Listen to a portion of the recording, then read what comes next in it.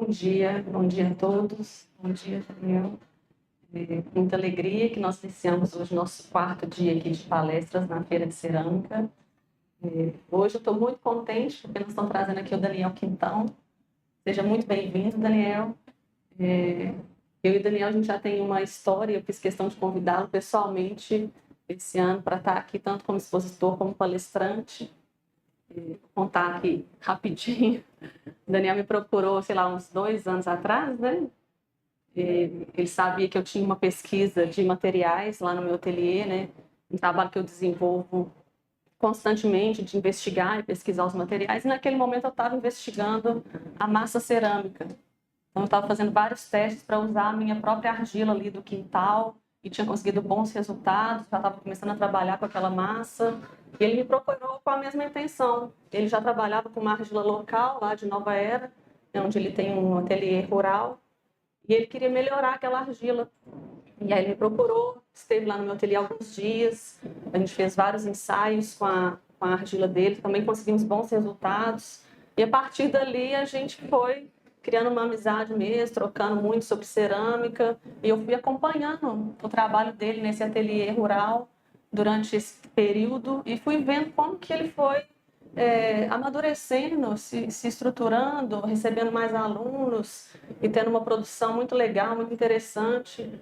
Toda postagem dele me emociona muito, é um cenário muito bonito, é uma produção muito, muito poética, assim, muito, muito bonita mesmo. Ele vai compartilhar aqui um pouco com a gente. E foi justamente por isso que eu convidei para ele estar aqui, para trazer essa visão de um ateliê que funciona fora da zona urbana, fora dos grandes centros, e como ele faz isso de uma forma tão madura, tão bonita. E eu acho que é a vontade de muitos ceramistas conseguir trabalhar também num contexto como esse. Então, acho que vai ser muito rico, muito interessante. Vou passar a palavra para ele. Muito obrigada mais uma vez, Daniel. Seja bem-vindo, a fala é sua. Obrigada. Tá bom, obrigado, Carol.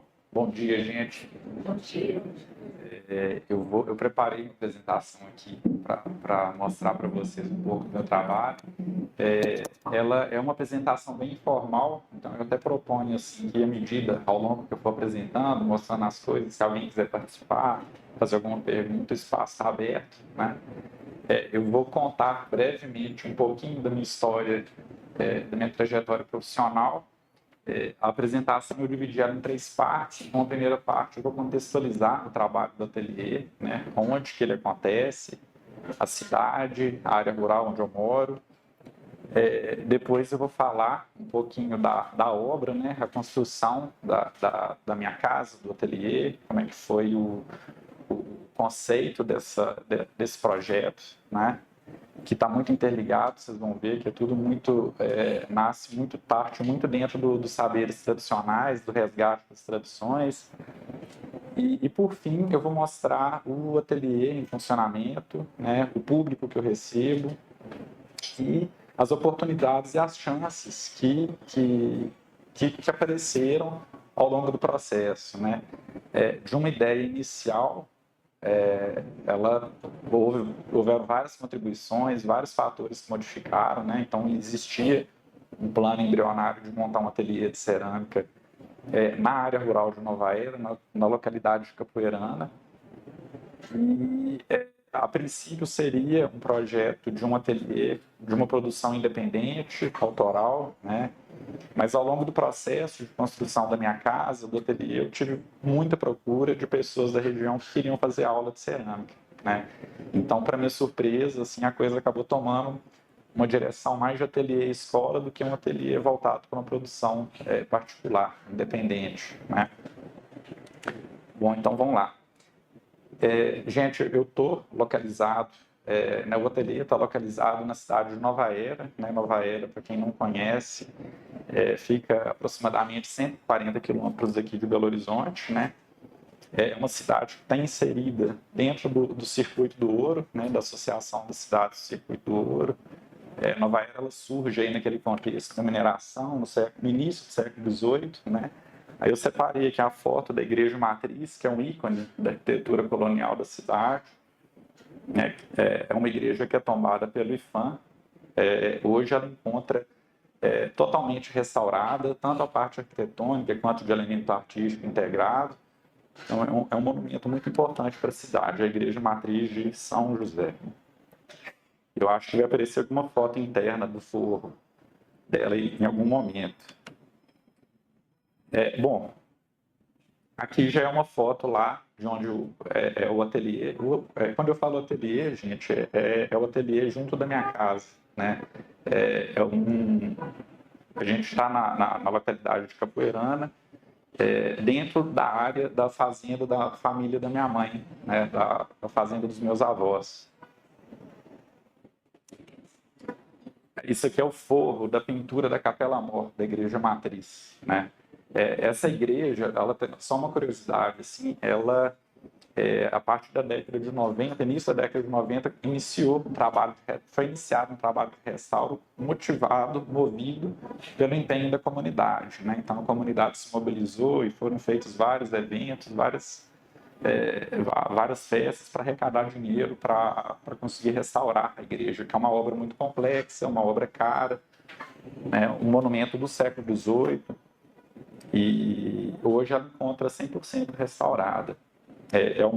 Uma igreja que teve a participação do Francisco Vieira Serras, né, que era um escultor português do século XVIII, que viveu aqui em Minas.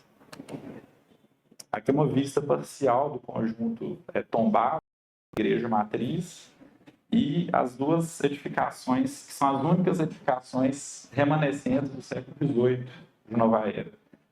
Originalmente eram edificações residenciais, hoje são edificações públicas, né?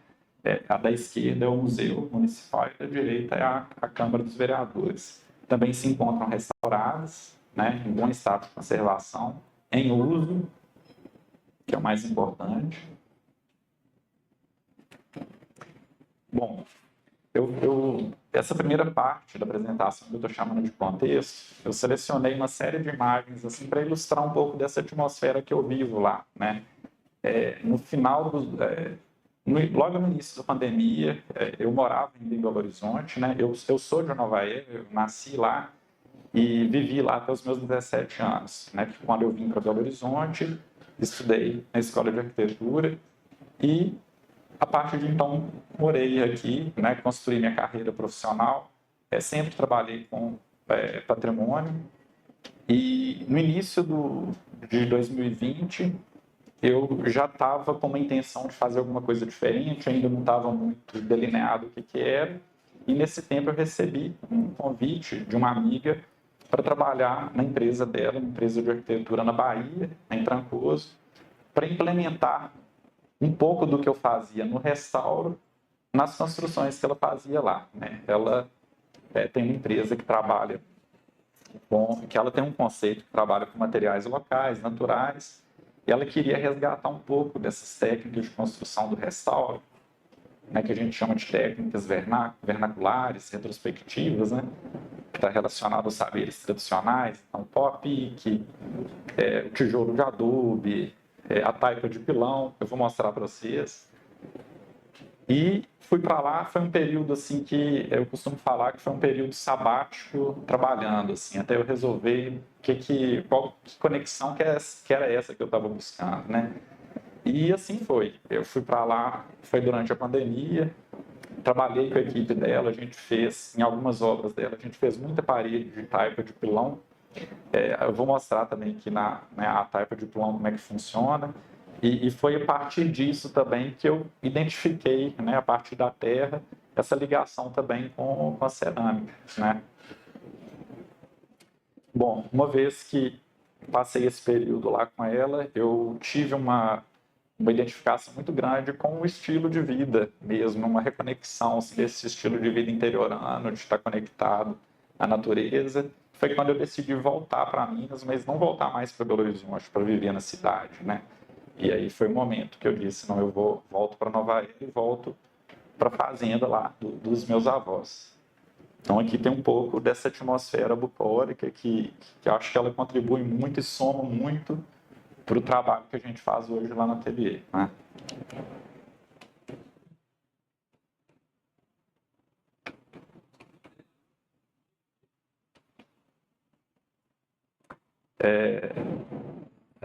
Isso também é lá na fazenda, né? A gente tem uma cachoeira. Essa cachoeira, ela é conhecida historicamente como Banheira dos Escravos. É uma região muito rica em fazendas do século XVIII, né? E originalmente era uma sesmaria, né? E essa sesmaria, ela era de um padre que viveu lá no século XVIII e depois essa fazenda ela foi desmembrada em várias outras fazendas que originaram as fazendas que existem, a configuração que existe lá hoje.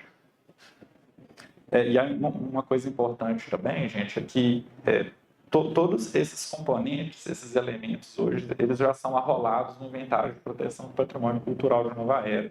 Então existe já uma política pública de proteção que reconhece essa cachoeira como um bem cultural. Até o forno que eu tenho a lenha lá hoje, ele já foi arrolado no inventário. Essa é a fazenda de Perdões, uma fazenda do século XVIII, que existe lá, ela está em bom estado de conservação. A casa sede, ela já não é mais original, a capela ainda é. A capela é interessantíssima porque ela ainda conserva os sistemas construtivos tradicionais de tijolo de adobe, né? O tijolo de adobe é aquele tijolo de barro, né? Então, ela, do ponto de vista estrutural, arquitetônico, ela está em ótimo estado de conservação. E o que carece nela hoje é um trabalho de ressalto de elemento artístico. Ela tem pintura de forro, tem um altar mor, a capela mor, com pintura parietal, pintura, né, policromia, original e tudo que está em não está em bom estado de conservação. Isso é internamente. O forro, por exemplo, não existe mais, né? Aqui na Capela Mor tem o arco cruzeiro, que está em ótimo estado de conservação. No forro da Capela Mor tem uma policromia aqui, que faltam as tábuas. Ainda lá na região tem uma gruta, essa gruta também, pela oralidade, assim, tem vários registros históricos de rituais, festejos que já aconteceram por aqui. Então, assim, é um acervo, eu estou dando uma pincelada assim, para mostrar um pouco desse acervo de bens naturais, arquitetônicos, né, que a gente tem lá e que incrementam muito esse repertório estilístico nosso, né? A gente é agraciado com essa paisagem, né, voltada aqui para o leste, né? Então a gente tem o pôr do sol atrás dessas montanhas. Separei ainda algumas imagens do sol nascendo. E essa cena muito bucólica e poética, assim, que diariamente é o tráfego que eu tenho na porta da minha casa. Isso aqui também é muito interessante, porque isso é um cachimbo cerâmico que foi encontrado lá, nas proximidades da minha casa, há mais ou menos uns 20 anos. Teve uma chuva muito forte na região, tem um córrego, e com o volume de água que desceu do córrego, muito material veio à superfície, né? E esse cachimbo, ele aflorou na superfície. É um cachimbo cerâmico, a gente vê que ele é simétrico, ele é bipartido, então certamente ele foi feito num molde, né? E no museu lá de Nova Era, assim como em vários outros museus que a gente vê no Brasil e Minas, também a gente vê tipologia de cachimbo, né? Ele tem, existem vários, depois na internet eu fui pesquisar, tem vários artigos, trabalhos feitos por arqueólogos sobre esse tipo de artefato, né? E é muito interessante porque, assim, isso confirma, né, corrobora todo o trabalho que já existiu lá, assim, mesmo de cerâmica naquela região, né? As personalidades, né, que passaram por lá, né, que algumas que ficaram, que a gente tem registro, e outras que se perderam também, né? Essa, por um acaso, é uma tia bisavó. O meu avô,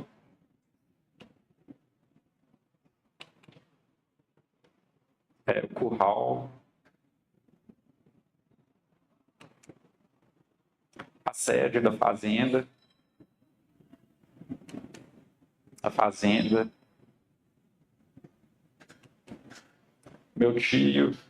É muito interessante porque, assim, é um local que, apesar de todas as mudanças que a gente tem, assim, de estilo de vida e tudo, a gente ainda preserva lá essa rotina bucólica, né, do curral, do galinheiro, da ordenha, né, da criação de gado de pequeno porte.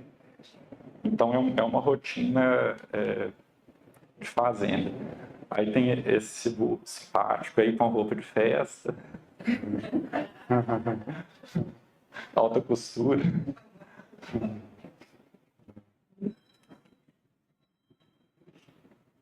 A cena também aí de um bezerrinho.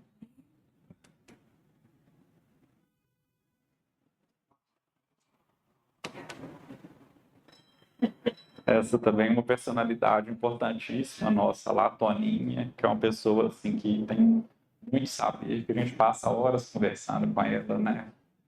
É uma moradora de lá da região, nasceu lá, descendentes de pessoas que já moravam lá e que entende muito ligada à natureza, que entende muito de planta, de bicho e muito sensível. Lá em Nova Era a gente tem o festejo do Congado, né? Existem hoje lá 2 guardas de Congo bicentenárias que já são registradas como patrimônio cultural da cidade. E todo ano, no mês de outubro, tem um festejo onde que essas guardas de Congo se encontram, né? E isso também faz parte, né, da nossa rotina lá na fazenda, né? Aqui a culinária também, né? Que a rosquinha de nata,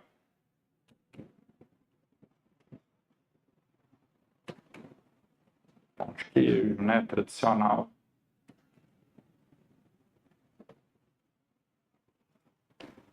E essa simpatia aí, né, dessas pessoas.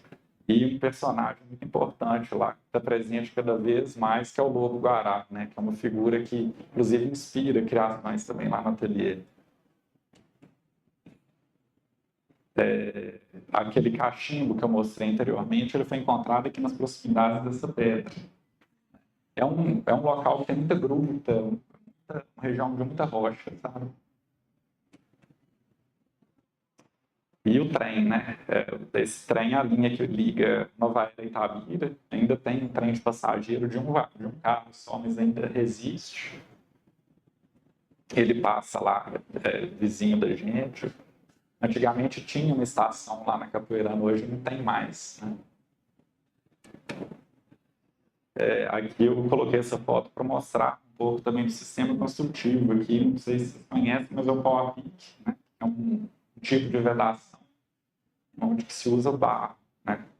Tem uma trama de madeira. Então é um sistema construtivo também muito comum lá na região.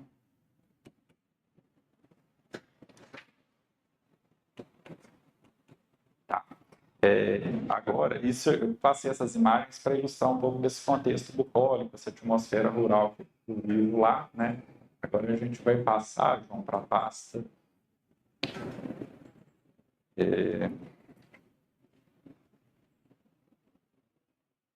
A pasta da obra. E aí o seguinte, gente, eu vou, para não delongar muito, assim, eu vou procurar ser um pouco mais breve. Quando eu decidi voltar para Nova Era, lá para a fazenda, e eu entendi que era uma oportunidade também de experimentar várias coisas que eu tinha vontade de experimentar, né? Então, a construção da minha casa partia de um conceito de usar materiais locais e de apropriar o máximo possível dos saberes tradicionais que eu consegui identificar lá na região. Então, eu fui atrás de muita gente que trabalha com esteira de taquara, com pessoas que trabalham com madeira, tentando resgatar isso e trazer um pouco esses elementos para essa casa, ateliê que eu estava construindo, sem a pretensão de criar um falso histórico também, de fazer uma arquitetura que não condiz com a atualidade. Né? Então, era um resgate de saberes tradicionais, mas dentro de uma proposta de uma arquitetura contemporânea. Casa de ferreiro, espeto de pau. Eu não fiz projeto da casa, eu sou arquiteto. Eu fiz uma maquete E a maquete foi um meio que eu tive de comunicar com o pessoal que trabalhou na obra e que funcionou muito bem. Eu já tinha tido uma experiência assim de um outro trabalho na Serra dos Alves, que também é lá na região, e que funcionou, e eu adotei dessa forma aqui também, né? A casa ela é toda de estrutura de madeira, né? As paredes são vedação de tijolo cerâmico, exceto uma parede que é a divisão do ateliê para a casa, que é uma parede em taipa de pilão, que aí quem conhece eu vou mostrar aqui como é que funciona, né? Então aqui é a maquete da casa e aqui é o terreno, nessa porção aqui. A casa, eu não mudei nada no relevo natural, então assim, a casa, eu tenho uma grande laje de concreto que ela está apoiada em colunas de concreto, então ela está suspensa do solo, né? Em cima dessa laje de concreto nasce a estrutura de madeira, né? Aquela gaiola, que é essa aqui. E aí a minha estratégia foi o seguinte, eu fiz a maquete ela foi bem fidedigna assim, com a estrutura. Então cada peça estrutural, cada pilar, cada viga, cada componente do telhado, ela tinha uma numeração que correspondia à numeração da maquete. Então quando a madeireira entregou as madeiras na obra, eu já tinha todas elas numeradas e a equipe que estava trabalhando foi um trabalho de olhar a maquete e ir agrupando, né, os componentes. A arquiteta adora uma foto poética, né? Essa aqui colocando telha.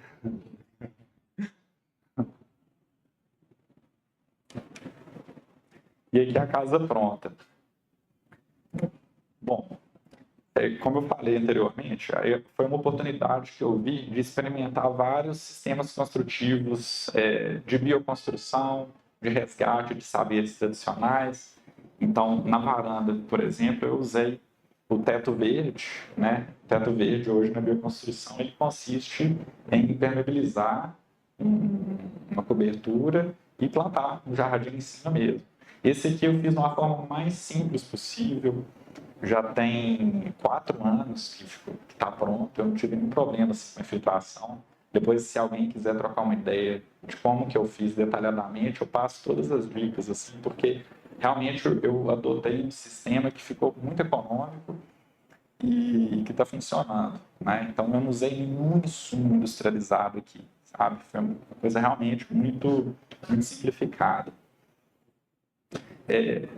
Eu acredito muito que o universo ele conspira com algumas coisas, né? E à medida que eu decidi construir essa casa e lá montar meu local de trabalho também, as coisas foram acontecendo.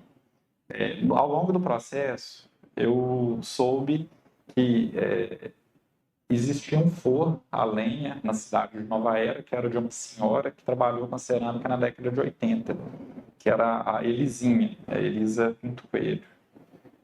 E na época que eu estava fazendo a obra, ela já tinha falecido, o forno ficava no quintal da casa dela. Ninguém na família ou na cidade deu continuidade a esse trabalho, e foi aí que eu procurei a família e fiz uma oferta de comprar o forno. Mas não sabia também assim, como que era o forno, como é que funcionava. Eu conhecia forno a lenha lá no ateliê do Calar, da Silvina, lá em Trancoso, com aquele modelo de forno, né, Erli, que você viu lá, que é muito diferente, né? Que é esse modelo aqui, é um modelo de garrafa, né? Um garrafão, né?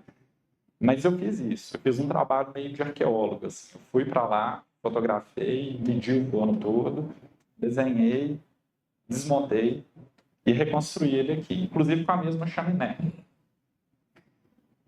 Mas eu não sabia como é que usava o forno na época.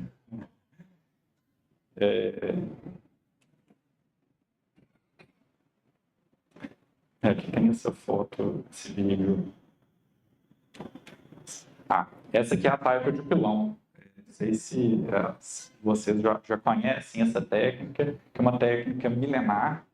Ela é de origem árabe. Em Minas tem ocorrência dela em algumas partes do estado, não é comum. Por exemplo, essa região central nossa não é muito comum. Eu sei que em Ouro Preto tem na Igreja do Pilar, eles empregaram essa técnica. Mas não é muito comum porque assim, a taipa de pilão ela consiste em uma parede de terra compactada, né? E uma parede muito robusta, porque ela não tem nenhuma estrutura complementar. Então, ela é muito pesada. Como a gente vive num lugar que tem um relevo muito acidentado, viabiliza, né? Você tem uma parede de terra crua assentado direto no chão, não é bom. Você tem o efeito da água, da capilaridade, da umidade, né? Da enxurrada que vai desgastando. Você precisa de suspender essas paredes, né? Seja taipa de pilão, ou pau a pique, ou adobe.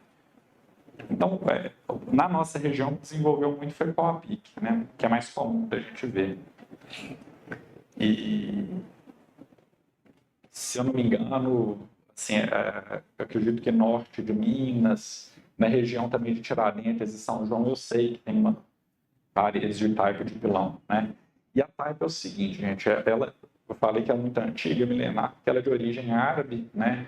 Então, na época, os portugueses, eles aprenderam, né, essa técnica durante o período islâmico, né, Portugal, Espanha, eles aprenderam e replicaram isso aqui também, né, na América do Sul.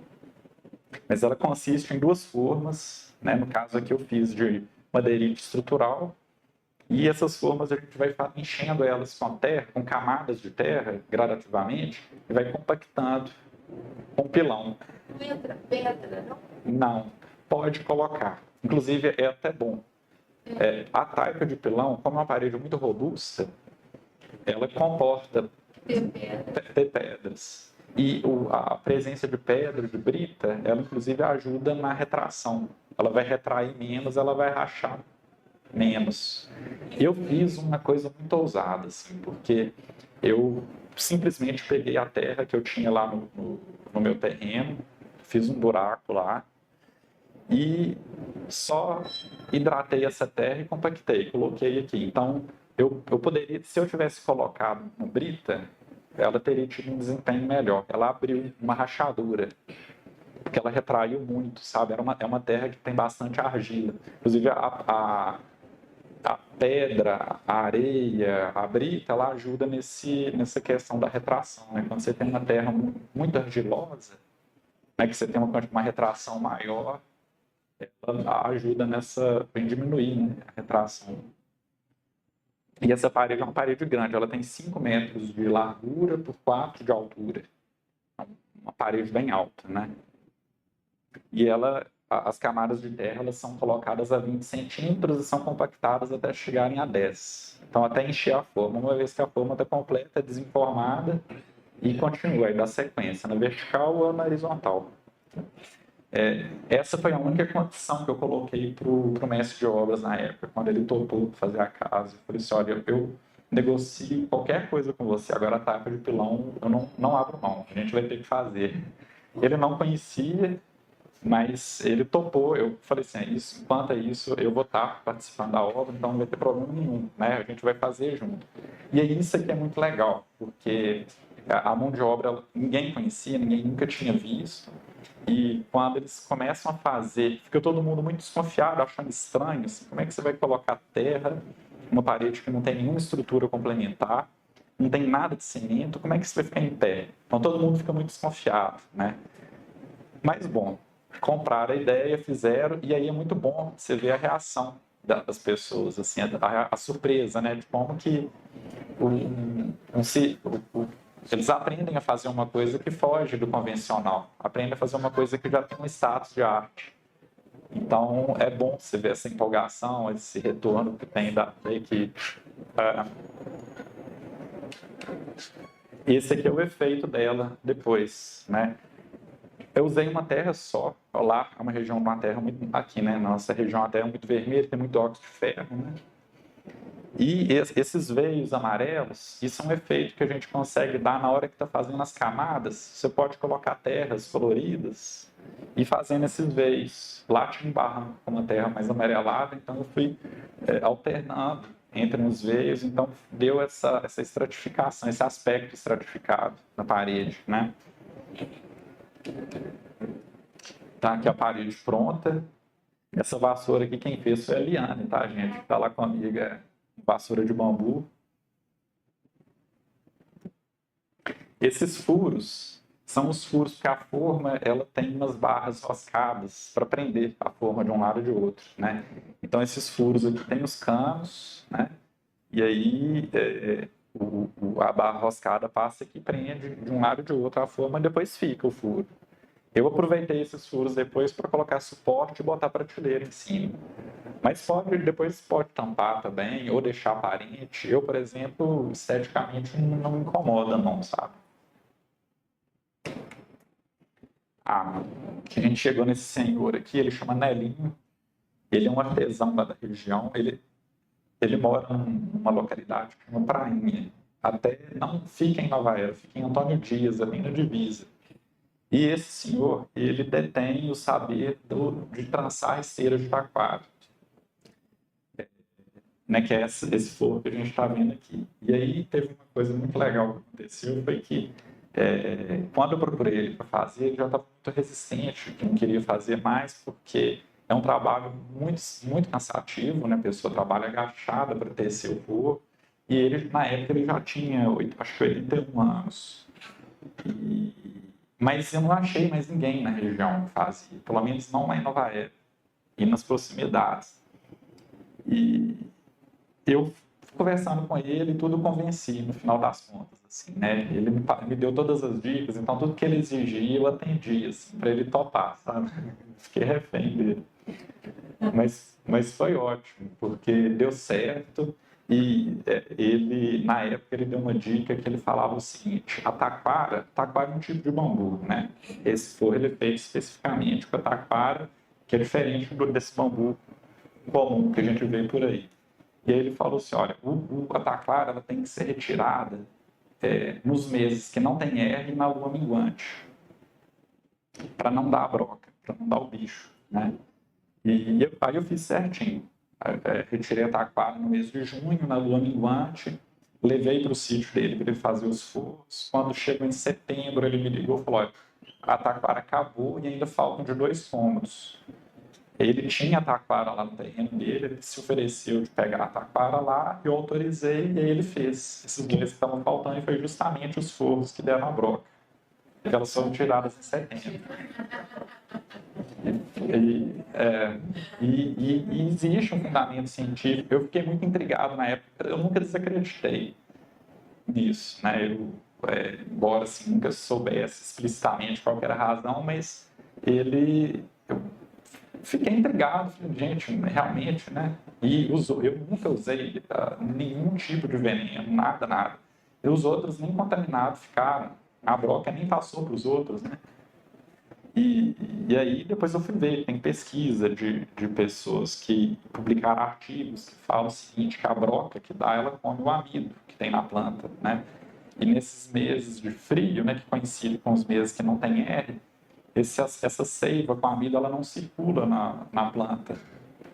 Ela fica retida na base, né? Então daí que vem, essa planta já não fica, não é tão interessante para o bicho, assim. Mas foi tão legal a experiência com ele que no final, e como eu estava voltando para Nova Era depois de muitos anos, tinha 20 anos, né, que eu tinha saído de lá, e eu tinha perdido muito vínculo assim, com as pessoas de lá. Foi uma oportunidade que eu tive também de chamar todos os arquitetos da cidade para a gente fazer uma oficina com o Nelinho. Eu propus para ele dele ir para minha casa e a gente fazer um dia de oficina de forro de esteira de taquara. E aí foi genial, porque ele se sentiu muito valorizado, assim, né, de ser professor por um dia, e os arquitetos ficaram super interessados. A gente conseguiu montar um grupo de 10 pessoas, né, entre arquitetos e engenheiros da cidade. E no curso, a gente cada um fez um módulo desse, né? Ele montou uns fechos de taquara, fez os kits, né, para cada um. E a gente aí cada um aprendeu a tecer de um jeito. Parece que é simples isso aqui, né? Mas é dificílimo. E assim, claro, gente, que é uma coisa que, né, eu, por exemplo, nós todos, né, que passamos por um dia fazendo forro lá, a gente não aprendeu a fazer forro, né? A gente teve uma demonstração da complexidade do que é a coisa, né? Mas foi muito mais um trabalho com o intuito de sensibilização da importância desse saber tradicional, principalmente de profissional que está envolvido na construção civil, de tentar resgatar essa identidade cultural nossa. Né? Tem aqui foto da turma crescendo. A taquara, né, que veio do mato, ela tem um aspecto de bambu, desse bambu convencional, mas não é diferente. Ela é mais fina. Aí são os forros prontos, né, os forros que ele fez. Aí tem vários tipos de desenho também. Né? Aí aqui a gente tem o elemento, o forro de taquara, a parede de taipa de filão e uma luminária de cerâmica, né? Do processo da oficina. O teto verde, teve um momento que ele ficou muito verde, sabe? Isso foi um maracujá que cresceu aqui, aí ele dominou tudo em cima, embaixo, e aí virou um grande túnel. Aqui é o espaço do ateliê, né? Aí eu tinha mostrado para vocês a parede de taipa, então hoje ela faz o fundo do ateliê. Eu botei prateleiras, né? E aí essas prateleiras, aproveitei os furos da taipa para colocar o suporte e a prateleira em cima. Um detalhe do teto verde, na extremidade tem um dreno, um tubo de PVC que capta toda a água, né? Então quando está encharcado o jardim aqui, a água ela vem para esse dreno aqui, infiltra, e tem um buzinote na saída aqui, ó, nessa extremidade, que a água escorre para lá. Aqui é o espaço do ateliê, é um ateliê pequeno, ele tem 23 metros quadrados, né? Tem um tanque, né? O forno a lenha está aqui, né? Eu tenho uma bancada de 3 metros, uma banca de sova, uma mesa de apoio que fica ao lado do forno a lenha e uma plaqueira que está aqui, nesse canto aqui. E eu tenho o estoque no mezanino, que fica aqui em cima, que é uma coisa que ao longo do funcionamento do ateliê não é muito prática, sabe? Essa coisa de ter o estoque em um outro nível. Eu subindo e descendo, às vezes, com uma peça meio delicada. Você já fez várias queimas? Já. Esse forno, eu faço uma queima por mês nele. E aí, como que eu me organizo? Eu faço a queima de biscoito nele e a queima de esmalte eu faço no forno elétrico. Né? Eu tive, hoje, assim, depois de quase 4 anos, hoje eu me sinto preparado para fazer uma queima nesse forno. Mas, assim, foi recente, sabe? Porque no início eu perdi muita peça, quebrei muita peça, tive muito problema com fumaça. Eu troquei, eu vou mostrar uma foto mais para frente, a chaminé dele era muito estreita, né?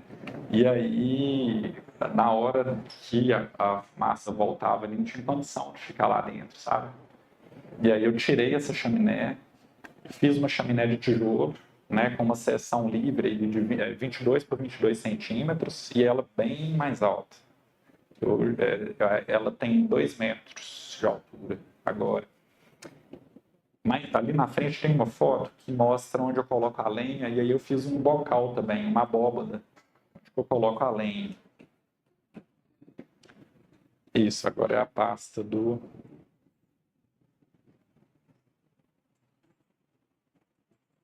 É forno lisinho.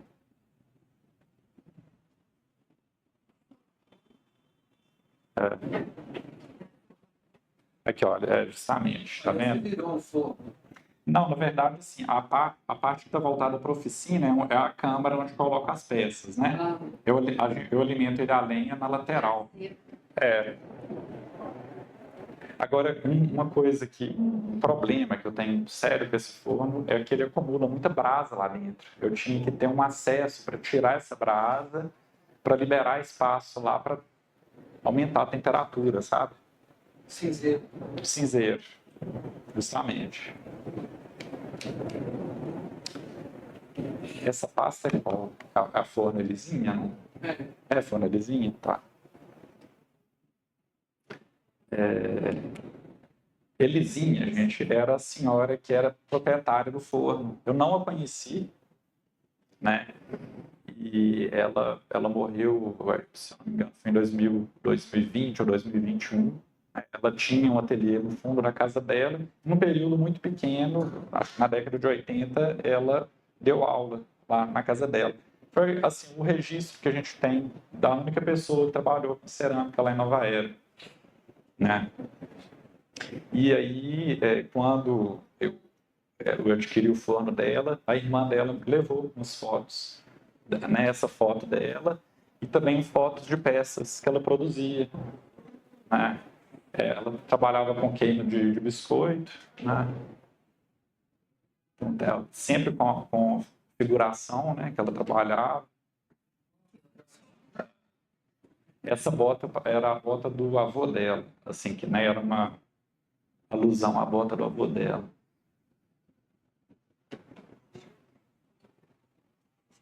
E ela fazia peças muito diversas, assim. Né, peças muito minimalistas, com algumas coisas que lembram um pouco trabalho assim do Jequitinhonha, mas tem aí ao mesmo tempo tem uma coisa meio barroca, né? E na época eu tentei procurar as pessoas que fizeram aula com ela para entender como é que era também o processo de queima, mas ninguém participava da queima.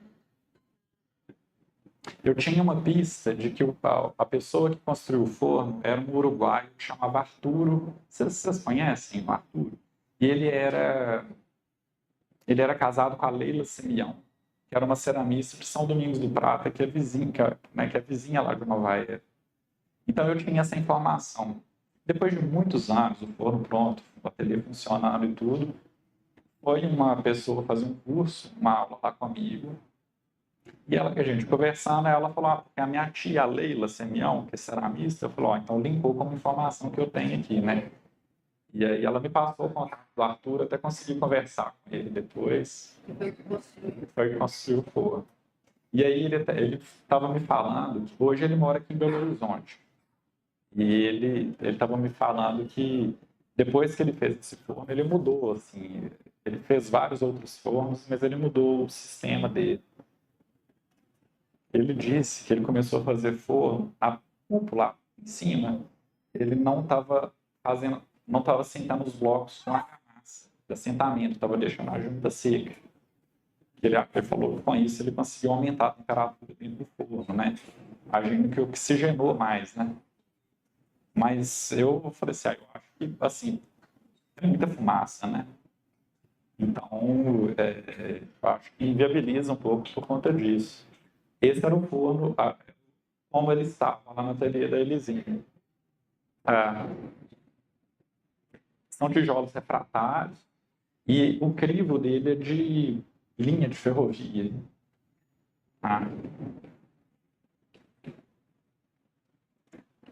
Aqui, ele funcionando lá em casa, eu separei esse vídeo porque esse é o momento que ele atinge uns 900 graus, né? Quando a labareda sai lá em cima.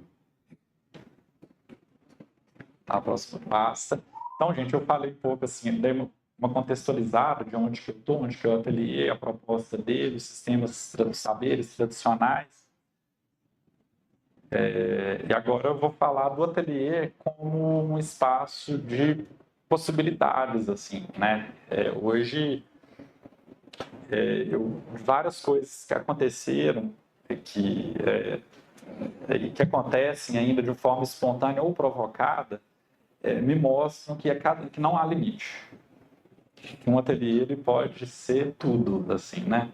Então, inclusive, quem tem um projeto, quem tem uma ideia, um propósito de construir um ateliê na área rural, é um local muito favorável assim, para realizar uma série de atividades. Quando eu estava construindo, né, a casa, o ateliê, eu fui procurado por várias pessoas que queriam fazer aula.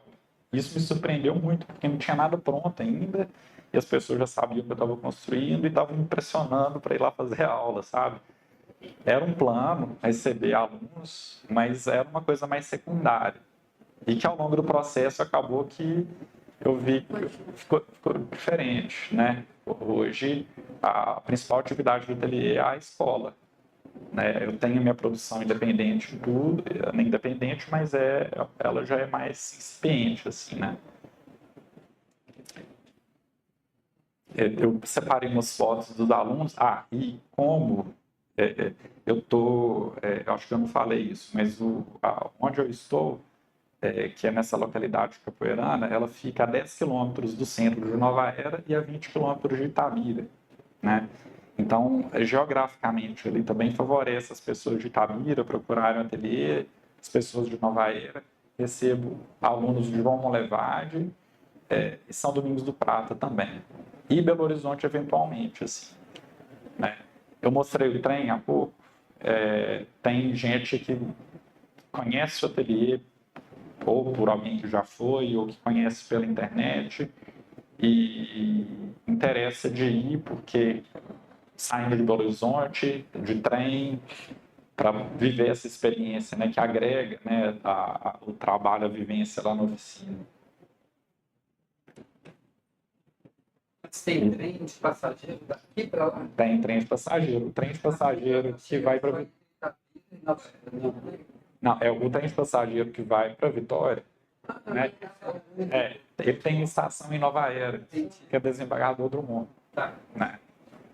E aí, da estação de Desembargador Drummond até lá na minha casa, dá uns 10 quilômetros, mais ou menos. Né? Aí vai a cavalo? Pode. A cavalo, de bicicleta. Eu já recebi um grupo daqui que foi a pé. Eles foram, foi muito legal. Eles foram. Eu tenho um primo que ele é meu vizinho lá também, assim, é meu vizinho, um grande amigo e companheiro de aventura, de ideia maluca. E ele também encarou essa empreitada de fazer uma casa lá, né, mais ou menos na mesma época que eu fiz. E ele é educador físico e ele organiza grupos de trekking. Então, uma vez ele levou um grupo de alunos dele de trem, eles desceram na estação, fizeram a caminhada de 10 quilômetros, uma estrada de terra, bonita, interessante e tudo. Chegaram, tomaram um banho naquela cachoeira que vocês viram aqui no início, subiram lá para minha casa, a gente almoçou todo mundo junto, fizemos uma aula de cerâmica e no final pegaram e voltaram para Belo Horizonte. Tem Uber lá na hora da chegada do trem? Tem. Isso fica assim. Tem Uber. Eu não vou caminhar. Então tem Uber. Tem Uber. Sim. Mas tem. E aí, assim, gente, né, as técnicas, a proposta da aula, ela é muito livre no sentido que o aluno que chega lá para fazer a aula, eu apresento o que tem de recurso técnico lá no ateliê, os equipamentos, tem a plaqueira, né, eu ganhei um torno, mas assim, eu não faço torno. Esse torno que eu tenho lá também, ele precisa de fazer um trabalho na engrenagem dele que não está funcionando muito bem, não. Mas existe, tem o torno e eu tenho vários moldes de gesso que eu faço e também coloco a possibilidade da pessoa que quiser desenvolver um molde de gesso também. Né? E a argila é de lá? Sim, é de lá. Eu trabalho com a argila de lá e trabalho com a argila comercial também. Nas aulas, normalmente a argila comercial, porque a argila de lá é essa até a argila que a Liane, não sei se passou lá na Liane, que ela trabalha, ela é uma argila mais complexa, no sentido que, como ela é muito arenosa, então você não consegue abrir placas, né? Então, ela, por exemplo, trabalha muito com acordelado, né? Que aí já é mais... Aí funciona. E onde eu nasci? É uma carvoeira, na verdade, né? Que é uma... Aqui nessa... Você põe carvão em cima? Coloca o carvão em cima, tem um crivo, ela é toda furadinha.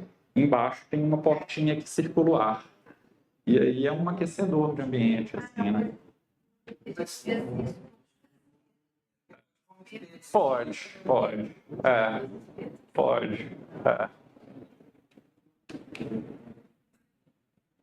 E aí a aula eu organizo da seguinte forma. Quando a pessoa chega para fazer uma aula, ela primeiro faz a aula de modelagem, né? Ela modela a peça fica secando no ateliê. Uma vez que a peça é seca, eu faço a queima do biscoito e depois ela volta para aplicar o esmalte, né?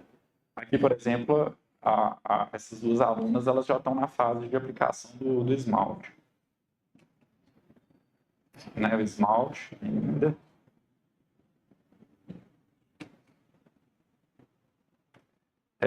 Hoje eu recebo até 4 pessoas por vez pelo espaço, né, que é um espaço pequeno. É uma forma que eu consigo também dar atenção para todo mundo, né?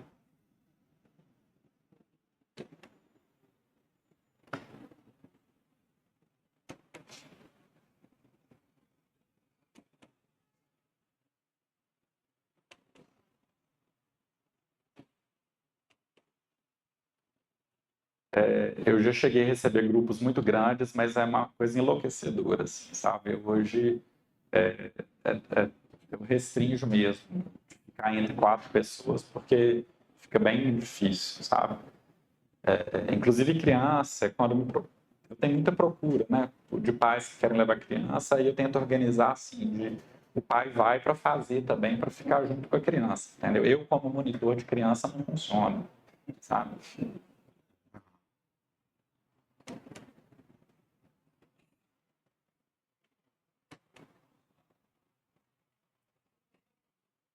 A Liane, a Liane é a filha dela, a Letícia.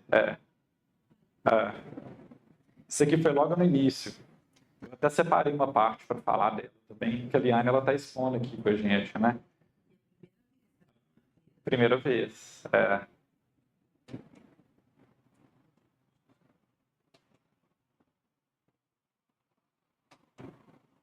A Maria Ângela também está aqui, é a primeira vez dela na feira.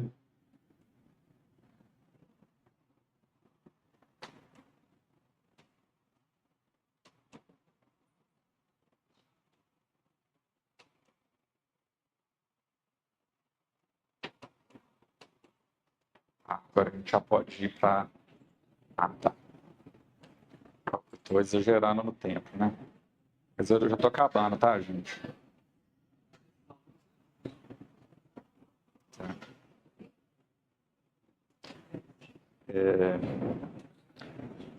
Vamos entrar agora, João, nas festas dos alunos. Na verdade, minto, vamos por confluências, vou deixar a peça dos alunos por último, que aí eu mostro. Eu criei uma pasta, eu chamei de confluências, que eu achei que foi um termo muito adequado para conceituar assim, as possibilidades que podem acontecer no ateliê, né? Então, confluências, sim.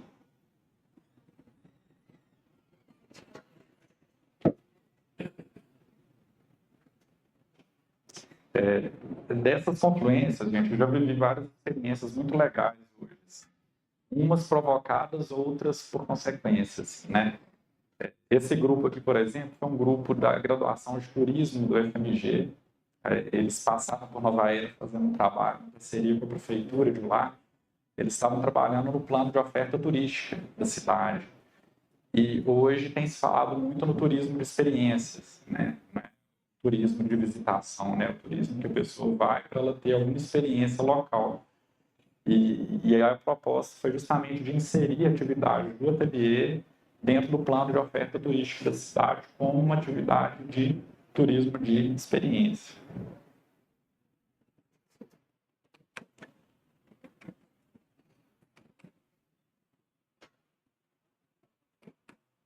Esse dia, como era um grupo muito grande, aí o ateliê pequeno, a gente sorteou alguns ali para fazerem uma experiência, né, de fazer uma modelagem.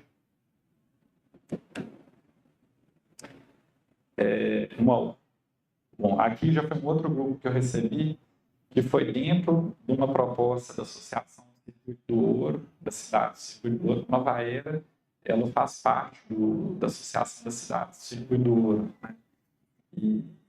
E dentro do Circuito do Ouro tem vários roteiros. Tem um roteiro que chama Entre Ruralidades e Personalidades. E Nova Era, com Itabira e Ipoema, elas integram esse grupo de cidades que fazem parte. E para promover o roteiro entre ruralidades e personalidades, a associação ela organiza a press trip, né, que ela leva jornalistas, influenciadores, produtores de conteúdo digital para terem as experiências locais, para eles poderem criar conteúdo, ter a vivência, divulgar, né? E aqui eu recebi uma série de jornalistas para terem uma vivência também lá no ateliê. Elas fizeram uma aula de modelagem.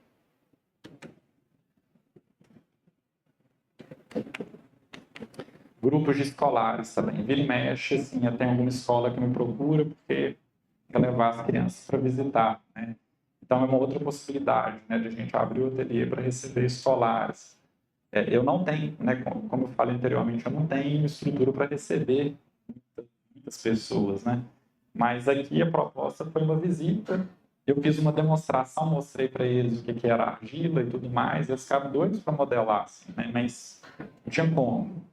E aí fiz umas demonstrações, eles viram, depois fizeram um piquenique e ficaram brincando de pique lá. Foi uma atividade interessante, assim, né? É uma outra possibilidade. Residência artística, que é uma outra possibilidade também, assim, que a gente vê dentro de um ateliê, né? Um ateliê de arte em geral.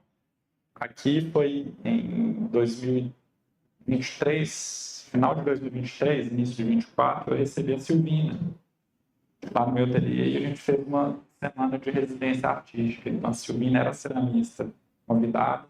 A Silvina é uma ceramista de Trancoso, ela foi minha professora de cerâmica.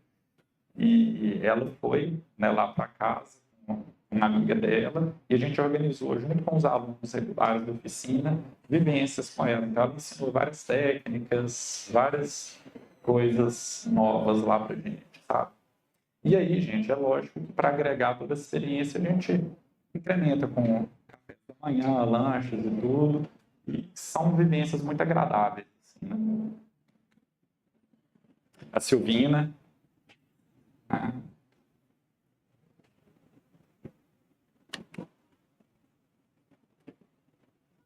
Momento aperitivo.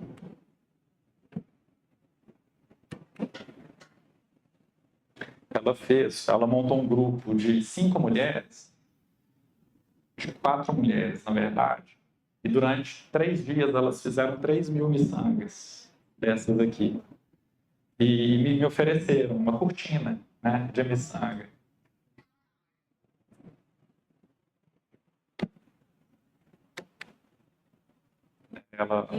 A cortina, né, estruturada. Silvina trabalhando.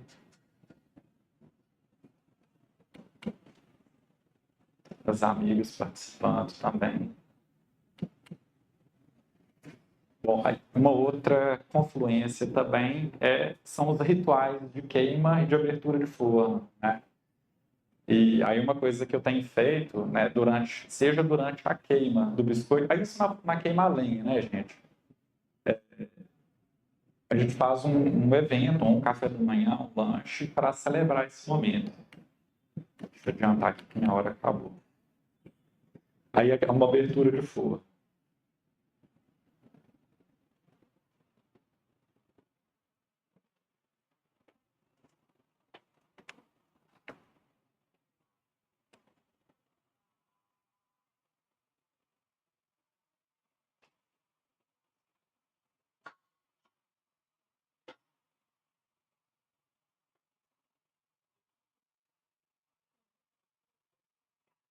Ele já está com bastante rachadura, sabe? É. Mas internamente, por fora, elas estão... Agora, quando ele chega lá no 900, ele expande, né?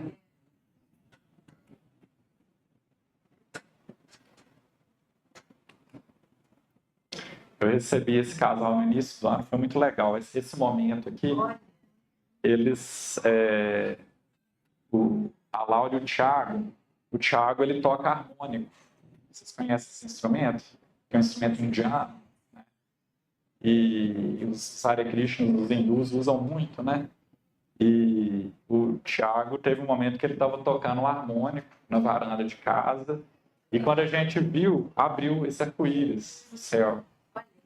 Foi um portal aí nesse momento. Momento especial. Dá tempo de 2 minutos? Dá. É só porque agora eu queria só falar, exato, eu queria falar um pouquinho da Liane. Pode ser? Gente, quando eu fui lá para a fazenda, que eu comecei a trabalhar com a argila, eu conheci Liane, o nome dela é Eliane, né? Mas todo mundo chama ela de Liane. E ela é uma moradora lá da região da Capoeirana, né? Trabalhadora rural, e sempre fez trabalho de cabina, trabalho na roça. Quando ela me viu trabalhando com a argila, ela disse que na casa dela ela tinha um barro muito liguento. E aí eu pedi para ela levar uma amostra desse barro para eu poder fazer uns testes com ele, né? E aí modelei uns pratos, fiz umas placas, fiz queima de alta temperatura e funcionou bem. Assim, uma peça ainda com muita areia, né? Muito porosa, mas que dá para utilizar, dependendo da finalidade. E aí passei a comprar a argila dela. E teve um momento, como eu estava estudando a queima-lenha, eu queria saber como é que essa queima funcionava direito. Eu consegui o contato da Zezinha, lá de Turmalina, Campo Alegre, né? Campo Alegre, né? E aí a Zezinha me recebeu lá na casa dela um dia para a gente... A Turmalina fica no Vale do Jequitinhonha, né? Que é essa região de produção de artefatos cerâmicos. E foi aí que eu chamei a Eliane para ir comigo, ela topou e quando chegou lá, assim, ela teve uma identificação muito grande com aquelas artesãs, né? Pessoas com história de vida muito parecidas, né? E ela viu elas trabalhando de uma forma muito, muito rudimentar, né? Sem nenhum aparato tecnológico, sem forno elétrico, sem esmalte, sem plaqueira, trabalhando no chão, com instrumentos, ferramentas muito arcaicas, assim. E aí eu acho que ela vislumbrou a possibilidade de trabalhar com isso também. E aí foi porque no final das contas, a Zezinha e ela ficaram melhores amigas, eu fiquei de escanteio na história. E aí a Zezinha falou com ela, por que lá onde você mora ninguém faz? Por que você não começa a trabalhar com isso?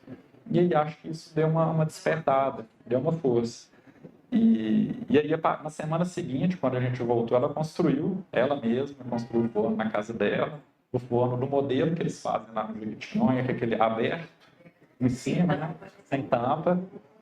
E está aí, produzindo desde início de 2023, né? Uma produção autoral, com um repertório estético puro, assim, né? Porque é uma pessoa que sempre viveu muito ilhada onde ela mora, assim, sem ter acesso à internet, sem ter acesso... vamos dizer assim, uma formação que poderia influenciar, né? E aí ela está hoje produzindo, ela tem já uma demanda regular de encomendas e está trabalhando. Hoje a gente pode falar que ela está trabalhando mesmo com a cerâmica. Acho que tem mais umas fotinhas aí. Aí ela fez umas aulas lá comigo. A Letícia, filha dela. Aqui é lá na casa dela. Ela tem uma obsessão por carrancas. E ela desenvolveu uma forma, assim, um estilo próprio, sabe? De modelar esses carrancas também, né? É um lugar muito interessante, um quintal, com galinha, pato, pomar, passa um rio ao lado. Uma pessoa extremamente ligada à natureza, que entende de todo tipo de planta, de finalidade. Essas são as últimas fotos, tá, gente? Esse aqui é um trabalho dela também, já é dela. Essa já é uma peça dela também, vaso. Esse aqui também é um vasinho dela. Acho que agora acabou, não acabou?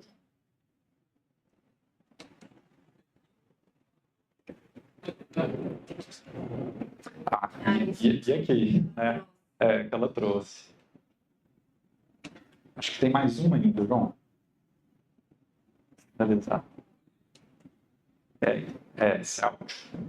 A Liane, depois quem teve a oportunidade de passar lá, já não tem mais nada.